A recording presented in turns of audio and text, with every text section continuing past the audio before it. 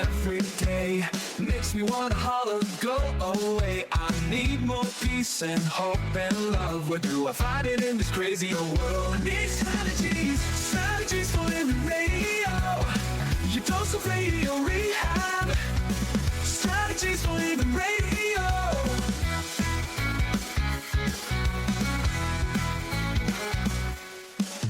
Every time I listen, Lauren and David share strategies for living, and it makes me aware. I got strategies for living, strategies for living radio.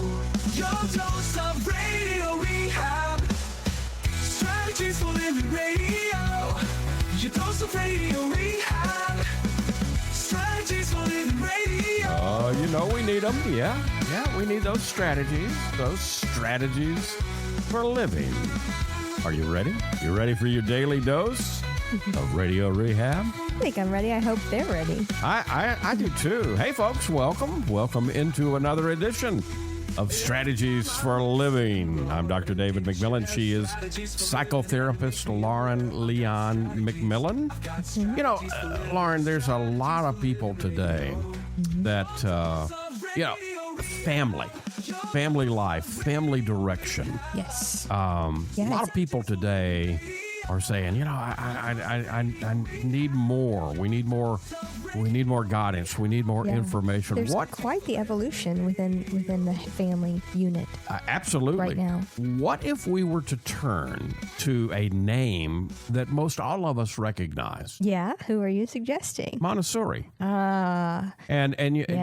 And the Montessori family, the Montessori home. I recently ran across the work of Teresa Angeles, and she's got a book out, and so I invited Teresa to come on. Her book is called The Montessori Home and Beyond, Nurture the Heart of Your Child and Family. And I loved that. Yes. Because the Montessori method is a transformative method. And I was struck by Teresa's idea to use that method to create the ideal family environment. And she doesn't just write about this, she lives it, because she's got a lot of personal stories that I'm sure some of which she'll share with us today, raising 6 children using this method. Yeah, and I think that's so important for the world as we're evolving, right? Because we are seeing some cracks and faults in the current system. And I think it's important to support this new developing world of empathy and autonomy and understanding really who we are as humans. Absolutely. So we may have, at least our life strategist today, Teresa Angeles, may have some answers for us. I can't wait. The Montessori Home and Beyond, that's today on Strategies.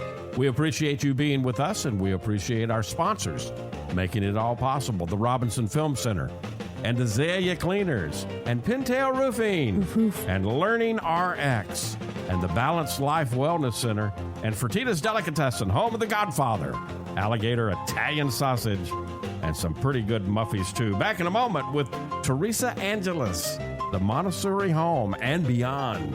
That's today, right here on Strategies for Living.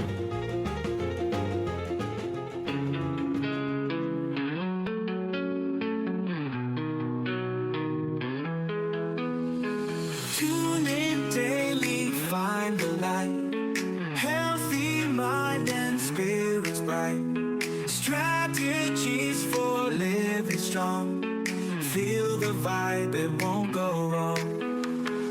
Body moves and soul align. Catch the rhythm, feel the time. Radio rehab every day. Chase those clouds of gray away. Your daily dose of radio rehab. Lift you up when skies seem trapped. Mind and body, spirits free. Living life in harmony. Hey, welcome into Strategies for Living. Lauren Leon McMillian, David McMillian. Let's welcome into the program now Teresa Angeles. She is a mother of 6, grandmother of 8.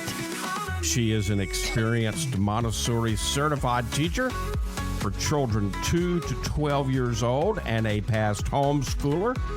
She has a master's degree in education with an emphasis in Montessori from Ties Institute at Endicott College. And she is the author of the Montessori Home and Beyond, Nurture the Heart of Your Child and Family. Teresa, welcome. Welcome to Strategies. Welcome. Thank you so much for having me, David and Lauren. I'm very grateful to be here. And I checked your site out online and have listened to some of your podcasts and absolutely love them. Thank you. I listened to the one about the 14 grandmothers who started the friendship bench. Yes. Oh my gosh. Isn't that a wonderful idea? Gives us hope for the world, but you know what you're doing, Teresa, also gives a lot of hope. Now, let's start here, because we probably have some people listening who have heard over and over. They've heard Montessori for years and years, right? But a lot of people don't know who Maria Montessori was, what she did, what Dr. Montessori did with education, and what the Montessori method is. I know that's a lot, but I know you can. I know you can handle it. So give us Montessori 101, Teresa. Well, I would absolutely love to do that. And speaking about Maria Montessori is one of my favorite things. It really gets me excited just realizing the passion that she had for children and life in general. She was actually one of the first Italian female doctors in Italy. And women didn't become doctors at that time, but she chose to become a doctor and became quite a well-versed medical doctor. And as she was working with children, she realized that her passion was really with children. So she left a lucrative medical career to pursue education. And she had an anthropology degree and 2 other degrees, which I can't state right now which they were, but she was a very well-educated woman and started working with special needs children and found that she could use her medical observation skills to more specifically identify their needs. She took it even further then. She thought, well, there must be ways to reach these children and help them. She started in a poor area of Rome and started, as she observed the needs of the children, she created activities that met those developmental needs and found that the children were doing better and better. They were healing and behaving better, if you want to call it that. Right. But their socialization was much better. They started becoming very happy with the work they were doing because it was meeting their needs. So Montessori said that observation is the key. Everything she observed, she wrote down, and she said that the observations were her method. They were her approach. And if you happen to pick up a book about Montessori, or book by Montessori, I should say, they're just amazing. They really give you new insight about children and why she chose the materials that she chose to work with them. She used materials that were around her, weights and scales, and she did a lot of work with children in the outdoors. She taught them to observe the cycles of nature and gardening and all of that, and was able to transform these children's lives. And then she took her, and please interrupt me whenever you want to, but she took her observations and what she found helped these children and applied it to children who didn't have special needs and found that they flourished as well. So her extensive work in observation eventually led to writing many, many books, and then starting training programs for teachers, because she realized that the whole world needed a new view of children. Mm-hmm. Children did not need to be told to be silent. They needed to move and speak and not be still. They needed to use their environment to stimulate their senses. Mm-hmm. She went and observed in an orphanage one time, and she saw that after meals, the children would get down on the floor and pick up all the crumbs. And the leader of the orphanage was disgusted and said, oh, they're just like animals. And she said to herself, and I don't know if she said this out loud, but she realized that the children were craving stimulation. Mm-hmm. And that was one way that they could do something in their environment. They didn't a lot of activities. So they used that opportunity to get down and use their pincer grip and find crumbs on the floor and probably eat a little more too. But she was very, very empathetic toward children and people. Mm-hmm. Yeah. And I think she was passionate and led by the Spirit to uncover more and more about children. So I say that she started a revolution in the world, and absolutely had, shared what she saw of children, and the world started changing with her. She had a classroom with glass walls at the World's Fair in New York, and I think it was 1906, and people could come and stand outside and watch her teach and watch how the children, not even teaching, she created an environment where children taught themselves, and of course had guidance and support and help. But the children were free to wash clothes, and after meals they scraped their own food and washed their dishes and stacked them, and people were just amazed. A lot of people today are saying that there needs to be a change in our education system. And I'm wondering, just listening to you, if we were to be able to simultaneously look in on, for 5 or 10 minutes, we were to look in on, let's say, an average sixth grade traditional classroom, and we were to then step into another area and look in on a typical 6th grade Montessori school. What would be the difference that we would observe, Teresa? Well, I love answering this question, David, because I taught in an elementary Montessori for over 10 years, and I love working with those children. So I would say that the public education, or traditional, I should say, would find children sitting in desks for many hours a day. Right. They were given work to do, all the same work, and they had to complete it as fast as they could, and did not have a lot of options for choice. Right. In the Montessori classroom, the environment is set up for the children to move as much as they would like. They have floor mats, floor tables, tall tables with chairs and tables by themselves, chairs and tables with groups of children, because elementary children tend to be very social. And in their social environment, they actually learn a lot as they discuss and work together on projects. And I think that it's the matter of choice is really the biggest issue here. And one of the things that researchers have found is that even in the toddler classroom, when children are given the ability to choose their work and to work on it as long as possible, within reason, they develop executive functioning skills, which is the skills of time management, planning, self-control, creative problem solving, imagination, all of those things that we need to function and be healthy in society. Right. And so I go back again to that elementary classroom. So the children may be sitting at times, but they're not sitting in desks. Right. They're not assigned to one location. They can move anywhere around the classroom.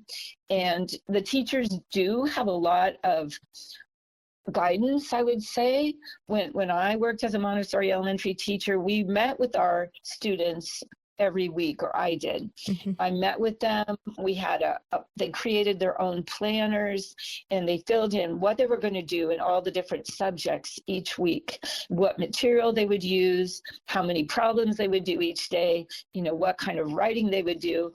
And I think that over time, this does create those skills that I talked about of executive functioning. Sure. And I just found that those children were so happy. I actually met with some of them just this past week who had been in my class about 6 years ago, and they were doing so well. They were flourishing in science and writing and in math and socially, and just very happy students. Does that answer your question? Absolutely. Yes. And we got to take a break here in a moment, but when we come back, I'd like to then transition. Okay, so you do Montessori, you teach Montessori. I want to talk about your transition then. How can we bring it into the home? Yeah, bringing it into the family, bring it into the home. Incredible stuff. The book is called The Montessori Home and Beyond. Nurture the heart of your child and family. Teresa Angeles is our life strategist today here on Strategies for Living. We're talking about the Montessori Home and Beyond. Lots more to learn from Teresa as Strategies for Living continues. Stay right where you are. We'll be right back. Hey, let's talk about the Robinson Film Center. I say it a lot.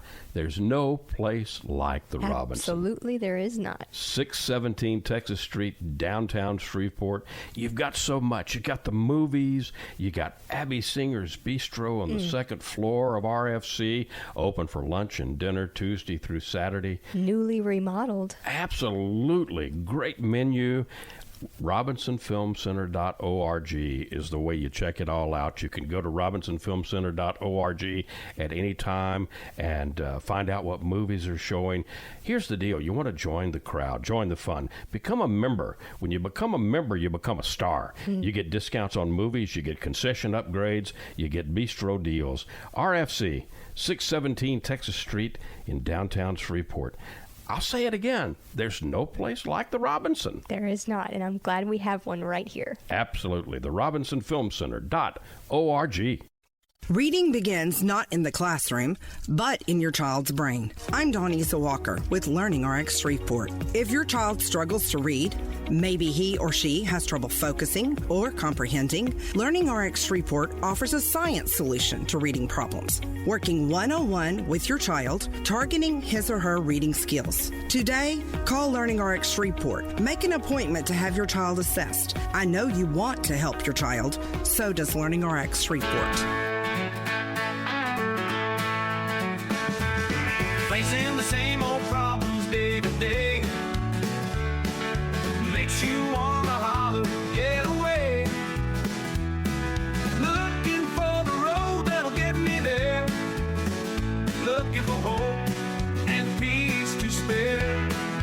Looking for strategies for living radio. Your dose of radio rehab. Strategies for living radio. And welcome back in. Welcome back into Strategies for Living Radio. Lauren Leon McMillian, David McMillian, with Teresa Angeles today. She's our life strategist, and she's the author of The Montessori Home and Beyond. Nurture the heart of your child and family.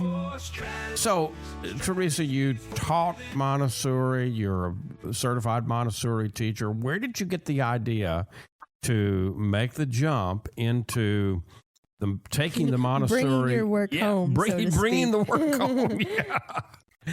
And bringing your work home to you and then to all of us now. To all of our hearts.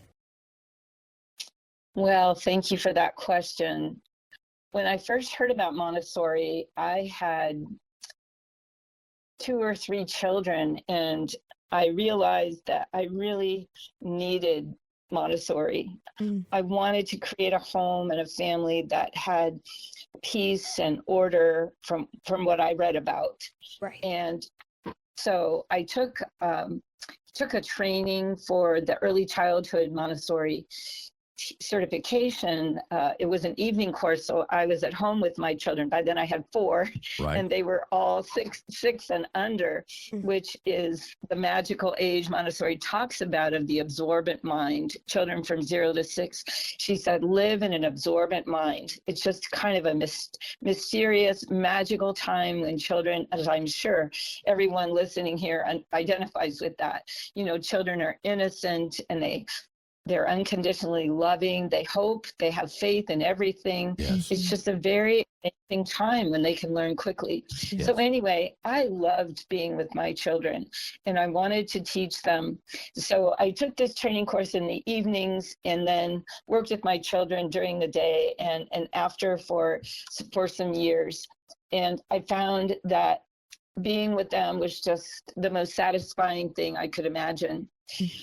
Later, I wanted to take the more training, and I worked in Montessori schools to understand better how to use the system or the approach. And I had fortunate opportunity to work in some wonderful schools, St. Nicholas Montessori in Federal Way, Washington, and Living Montessori in Bellevue, Washington, where I worked with wonderful Montessori communities. And I remembered the feeling of working with my children at home. And although it wasn't perfect because I didn't really do a practicum at that time, you know, I just took the informational part of it. Right. But I did the best that I could, and I saw changes in our home. Our children felt more peaceful. We worked to create order in our home and respectful relationships. And I was just so excited with the idea that I could impact my children at home, even though I didn't have all of the training. I just did what I could. What were the first things that you implemented into the home? Well, I think I started decluttering because I think it's, Montessori is, in my mind, is about ordering the environment, bringing beauty and peace and presence. It's about being present with your child. And having Montessori in the home isn't about turning your home into a Montessori classroom.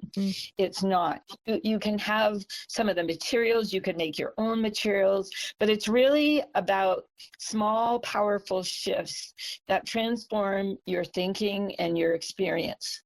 It's saying, I'm going to follow the child. I mean, you set boundaries as the adult, right? But you are watching and observing for what does my child need? What is my child interested in? And how can I bring more of that into my home or into my environment so they can learn more about that, whatever they're really interested in. So I think that was the biggest thing for me, because I think as children have passions, we have passions, as children have passions. Sure. If we can feed those passions, I think life is more fulfilling for them. I love the idea of the triangle and looking at the child on one point of the triangle, the adult on the other point of the triangle, and the environment on the third point of the triangle. It's that important. And so bringing the Montessori environment into the home means structure and order, but it also means freedom and discipline. In the Montessori method, we probably want to ask, sometimes people hear the word discipline and they think, oh, punishment, but it's not that at all. No. Talk a little bit about discipline, freedom and discipline going together in the Montessori environment, Teresa. Well, I think, first of all, when you create order in your environment and in your routines, you have regular times for getting up and sleeping and eating and when you play, and children start to kind of intuit that rhythm. And I think that rhythm be peaceful. If when you have order in your environment and you declutter and you have low shelves, things that are all the materials and furniture is child size, they know it's for them. They know where to go to get things. They understand how things are set up. And I encourage parents to create storage so they can get most of their things, in categorized bins in a garage or wherever. So those little shelves, low for the child's height, can have specific objects and activities on them. And as they use those, they understand more and more how, they are to take them out on their own, and with our help, of course, at the beginning. Right. And they take them to a certain place, maybe a mat on the floor or a table. They get to choose, but then they're also responsible to put those away. So that the part of the discipline that we're talking about, and it's teaching, it's showing, it's encouraging, it's doing it with them at the beginning. We can't just command children to put things away when they don't know how, or they haven't learned. So in the Montessori approach, discipline is about teaching and showing, and it involves empathy, because we have to understand where the child is, what that child needs in order to master these skills. Yeah. There's also I think there's also a stimulation. There's the intellectual environment kind of nurtures a curiosity. And, yes, we talk a lot on strategies about, I often say, if I live to be 101, and I hope I do, I want to be a curious student right up to the end. Absolutely. What are the ways that in a Montessori home, bringing this into the family, that we would enhance the intellectual environment and nurture curiosity and interest in the home? Well, again, I love that question. Nurturing your child's interest is sparked by your observation. I really encourage parents to get a notebook, sit in a corner of the room, like once a week for 10 or 15 minutes, if your child will let you, to be apart from them and to be quiet, just watching. You can ask yourself, what are they drawn to? What do they like to do? What do they not like? And of course, listen to them, during meal times and anytime you're with them, and take notes.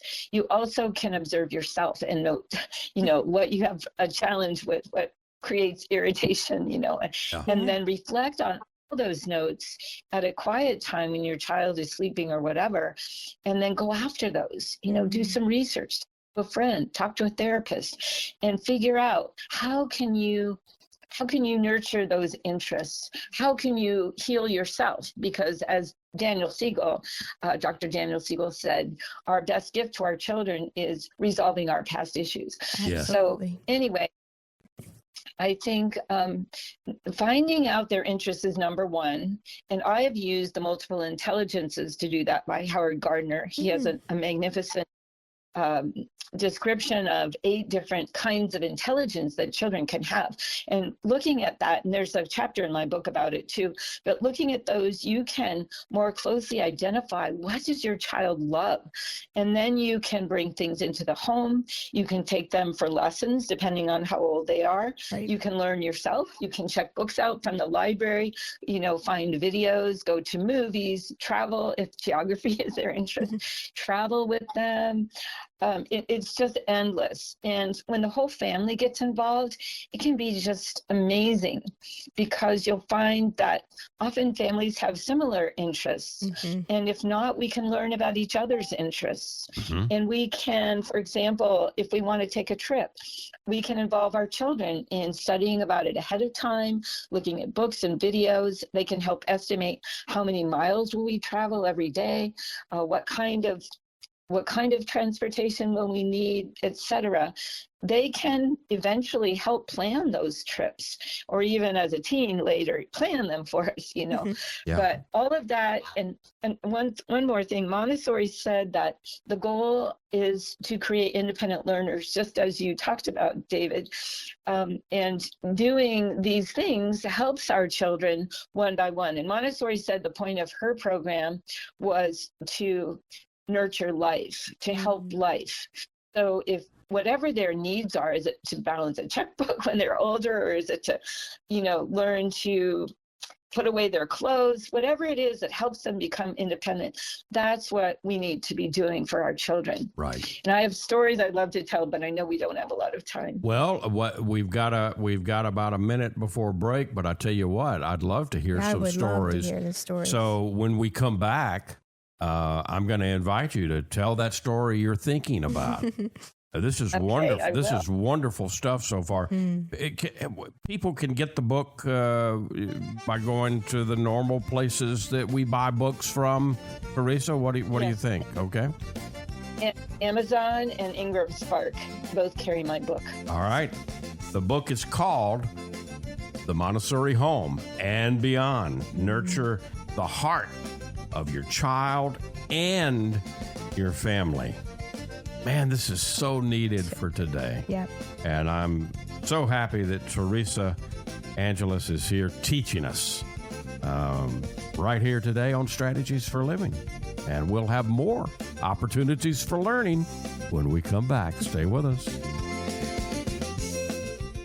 From the bayou to your table, we're keeping it alive with flavors from the family, passed down to survive. The Godfather's here with a twist in the tail. Alligator Italian sausage, and it sure won't fail. It's the boss of the bayou, a taste you can't refuse. Italian tradition, Cajun infused. Godfather sausage, bold and true. Andres, bringing the bayou to you. Get the Godfather Alligator Italian Sausage only at Fertitta's Delicatessen, 1124 Fairfield Avenue in Shreveport. Pick up a muffy while you're there. The Godfather Alligator Italian Sausage. It's a taste you can't refuse.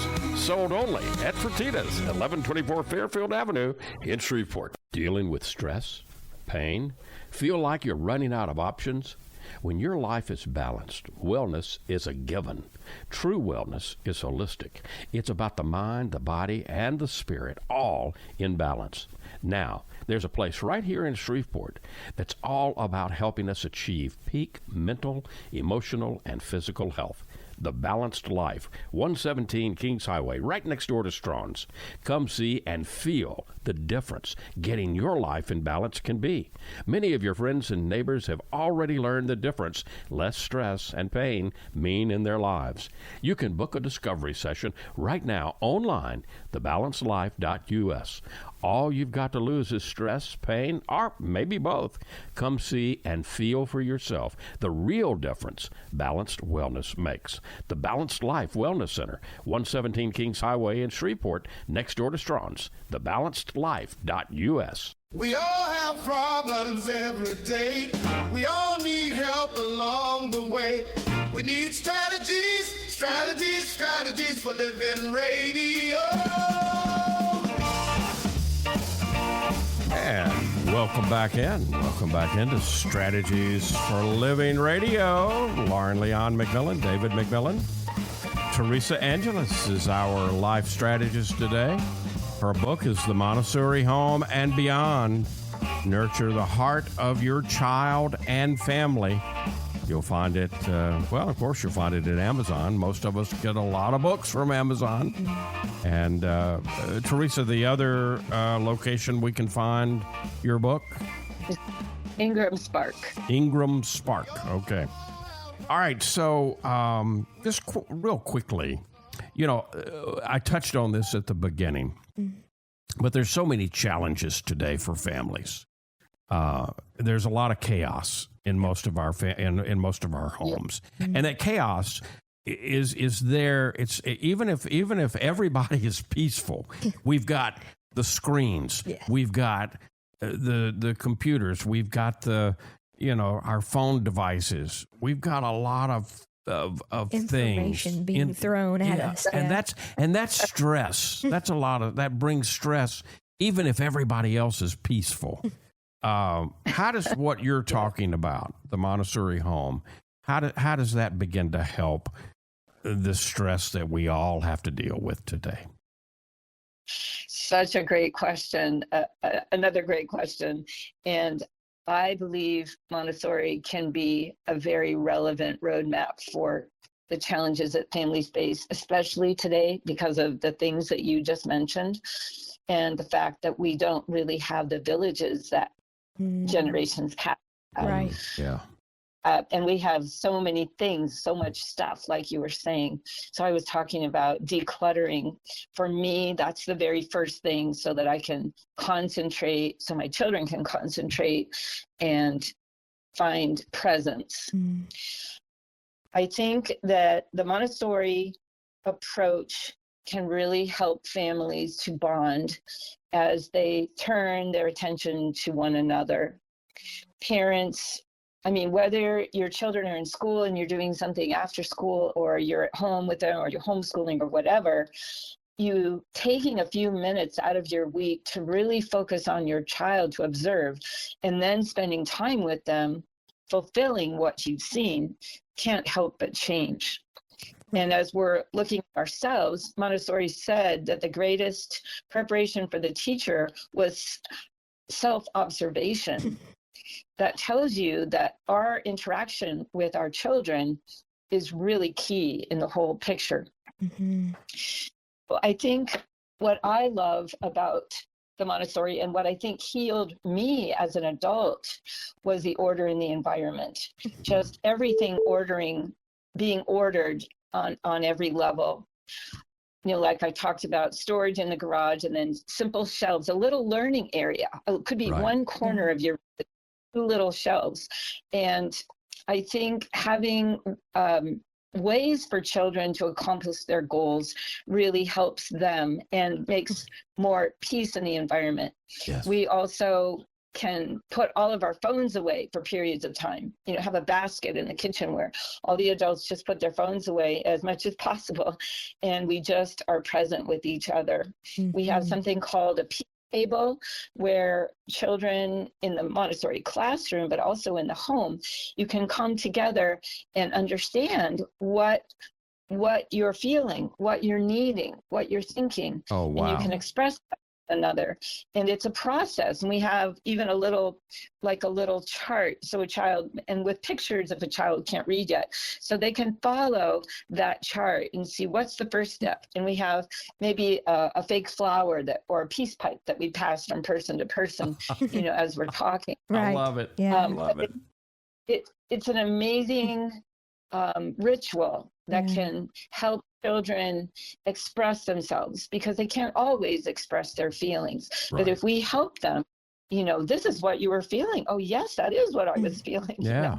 And what do you need? Well, I need to be able to have as much food as he gets, So it really helps a lot. And as they grow, they continue to learn to interact. And what I've observed in families is that people, we don't always have time for each other. We don't have time to talk and hear, and so our relationships somewhat suffer if we're all going in different directions. Right. I'd like to share one story from when my daughter was 18 months old. Oh, I'd love I that. had 3 boys. I had 3 boys first, and she was home with me. She was 18 months old, and I was again pregnant, and I was sorting the laundry. And I had a basket for each child and their name on it. So I put those baskets out, and we were outside. I was outside with her, and she was on the teeter-totter and swinging. And then I said, Rosie, we need to go in and sort the laundry and get things put away. So she walked in with me, held my hand and walked in with me, and I started sorting the laundry.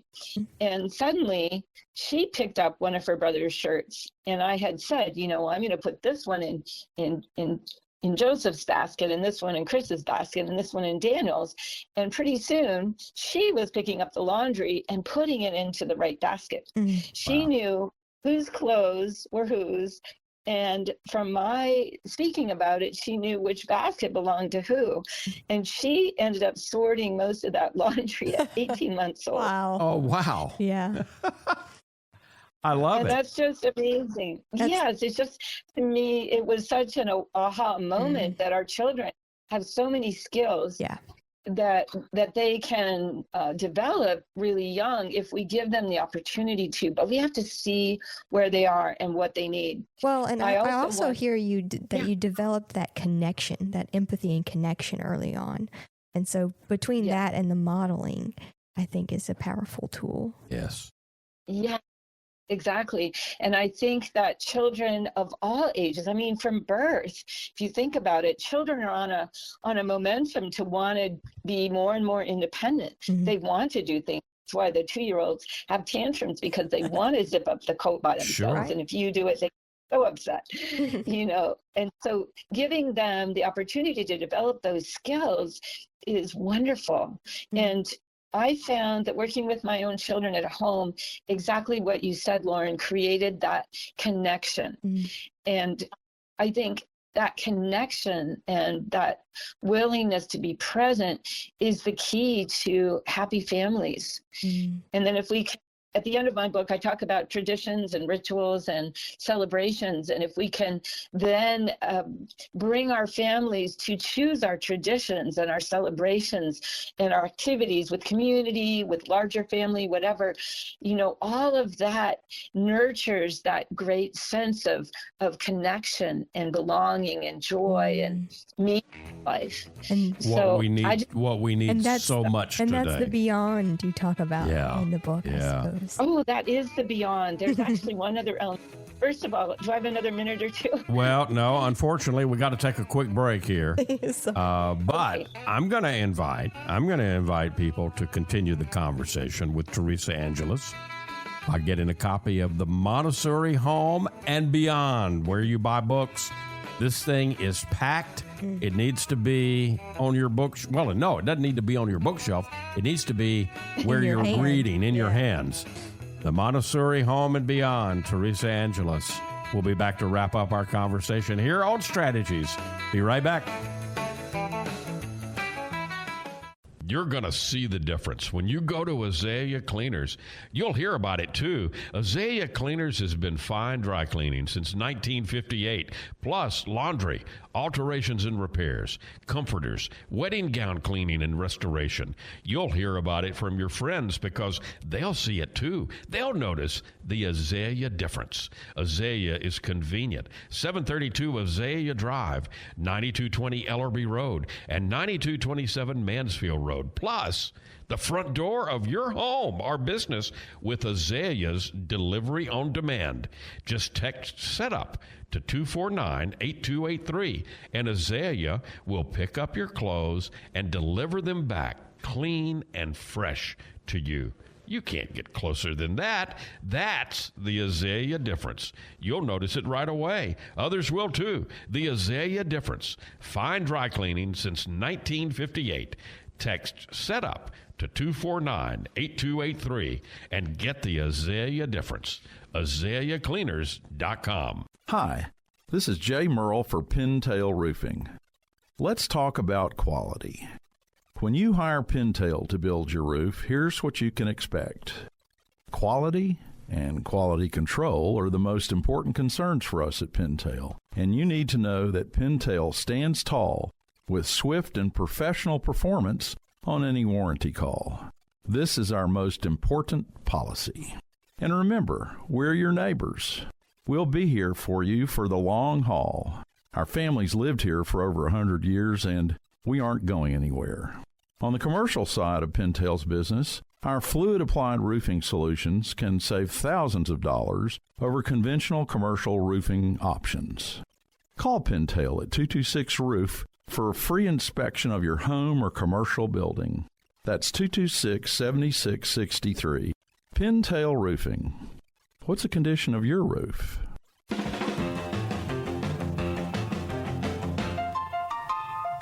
And welcome back. Welcome back into Strategies for Living. Lauren Leon McMillian, David McMillian, Teresa Angeles. My only complaint here. Oh, we need so much. We need about 3 or 4 more hours with Teresa, so maybe she'll come back. In the meantime, folks, get the book, The Montessori Home and Beyond, Teresa Angeles. Okay, Teresa, let's end with this. What is the beyond?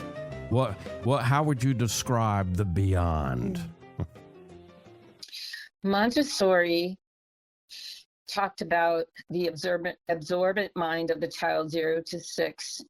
And she had no technology when she observed that very special mind functioning that learned effortlessly and absorbed everything and created themselves by the impressions they took in.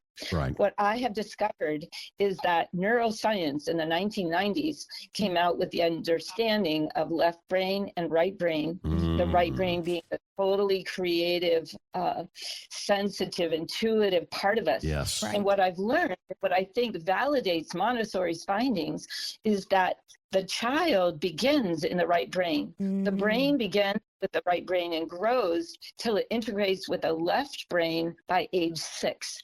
And that's exactly the time frame that Montessori talked about. In my mind, learning about the right brain helps us understand more about the absorbent mind and ratifies or confirms what she found with just her heart and her mind. I love so that's what the beyond is about. I love right brain is not a part of the Montessori norm, but I had to include it. Absolutely. Teresa, thank you so much for the work you're doing. Thank you for this wonderful book. I'll look forward to you coming back.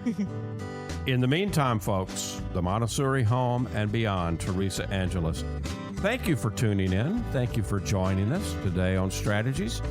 And we can do Strategies for Living because of our wonderful sponsors, the Robinson Film Center, and Azalea Cleaners and Pintail Roofing, and Learning RX, and the Balanced Life Wellness Center, and Fertitas Delicatessen, home of the Godfather, alligator Italian sausage, and some pretty good muffies, too. If today were the last day of your life, you only had one more phone call that you could make, who would you call? And what would you say? And why are you waiting?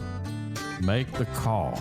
For Teresa Angeles and for Lauren Leon McMillian, I'm David McMillian. See you next time right here on Strategies for Living. Thank you so much.